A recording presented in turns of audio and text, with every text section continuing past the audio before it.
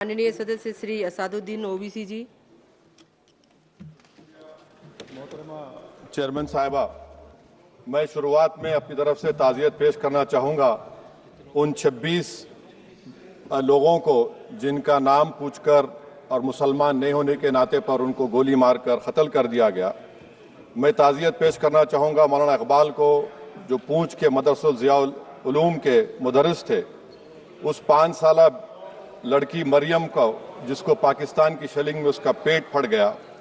मैं ताज़ियत पेश करना चाहूँगा मैडम जैन अली और उर्वा फातिमा, इन दो जुड़वा भाई बहनों को जिनकी उम्र 14 साल थी। लांस नायक दिनेश कुमार को, बीएसएफ के सब इंस्पेक्टर मोहम्मद इम्तियाज़ को। मैं शुक्रिया अदा करना चाहूँगा कश्मीर की आवाम का कि उन्होंने पहलगाम के वाक़े के बाद मस्जिदों से ऐलान किया मजम्मत का, बगैर किसी के बोलने पर रोड पर निकलकर उन्होंने पाकिस्तान से आए हुए दहशतगर्दों कि उन्होंने एक अजीम कुर्बानी पेश की और बहादुरी के साथ ऑपरेशन सिंदूर में भारत को कामयाबी दिलाई।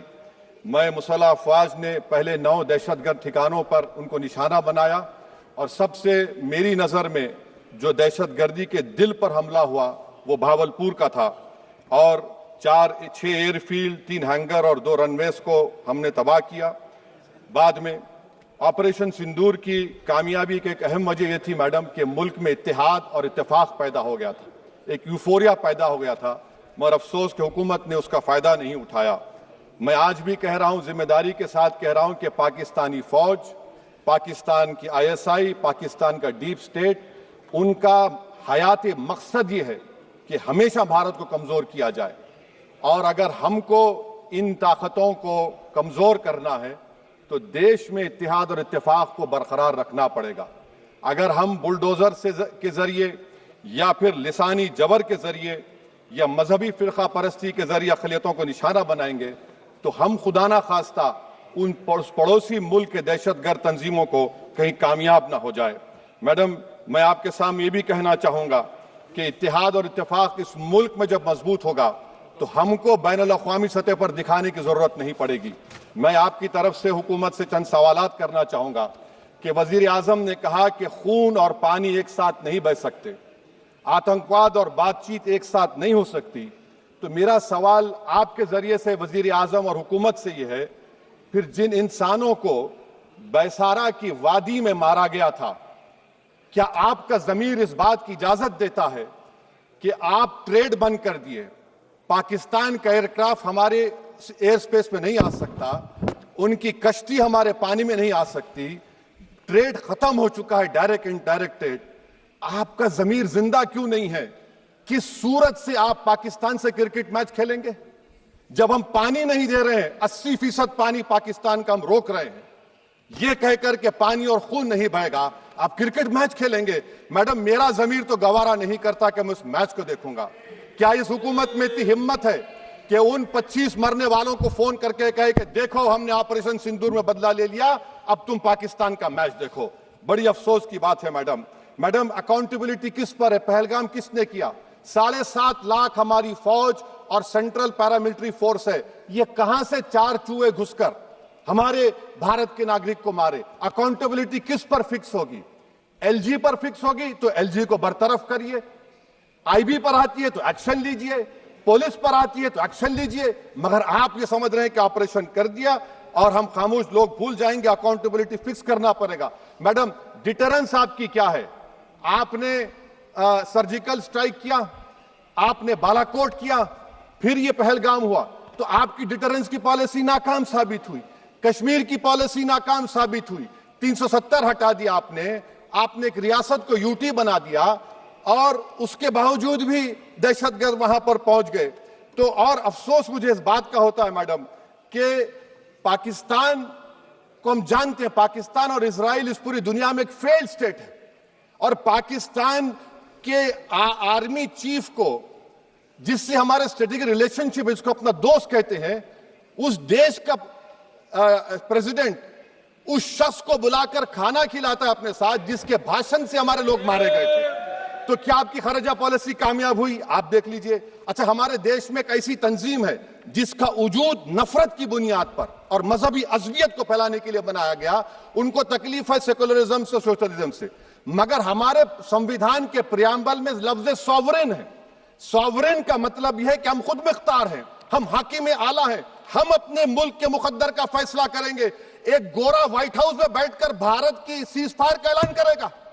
यह आपका नेशनलिज्म है? अफसोस होता है मुझे सर। मैडम मैं आपसे पूछना चाह रहा हूं कि अगर एक चचा सैम ऐलान कर रहे हैं तो हमारी फौज पर क्या असर पड़ा होगा? हमारे उन पायलटों पर क्या असर पड़ेगा जो नहीं मालूम कितनी ऊपर आसमानों पर भारत की हिफाजत कर रहे हैं? वो नेवी का सिपाही जो समंदर में खड़ा हुआ है, उसको यह नहीं मालूम हो रहा है कि मेरा प्रधानमंत्री ऐलान नहीं किया, एक गोरे ने ऐलान किया। बड़ा ये आपके कैसा होगा ये? मैडम, मेरा सवाल हुकूमत से यह भी है कि हम कोई एडवर्सेरियल कंट्री नहीं है अमेरिका के लिए, हम दोस्त हैं, स्ट्रेटेजिक रिलेशनशिप है। क्या क्या एग्रीमेंट हमने साइन नहीं किया, तो क्या ये दोस्ती निभा रहे हैं? मैडम, मैं हिस्टोरिकल एग्जांपल दे रहा हूं। क्रुश्चेव और टीटो, क्रुश्चेव ने दबाव डाला, टीटो ने कहा मैं नहीं मानता, मैं नैम ज्वाइन करूंगा। मैडम, फ्रांस और यूएसए, डिगोल को जब यूएसए ने दबाव डाला तो डिगोल ने कहा कि तुम दोस्त हो मगर हमारी खारिजा पॉलिसी आजाद ना है। मैडम, वहीं पर आप देखिए गुजराल साहब, जिसको कहते सबसे कमजोर थे, वजीर आजम थे, उन्होंने बहादुरी का मजारा कि रिफूलिंग करने नहीं दिया। वियतनाम 20 साल यूएसए लड़ा मगर झुका नहीं, और हम उनको बोल भी नहीं पा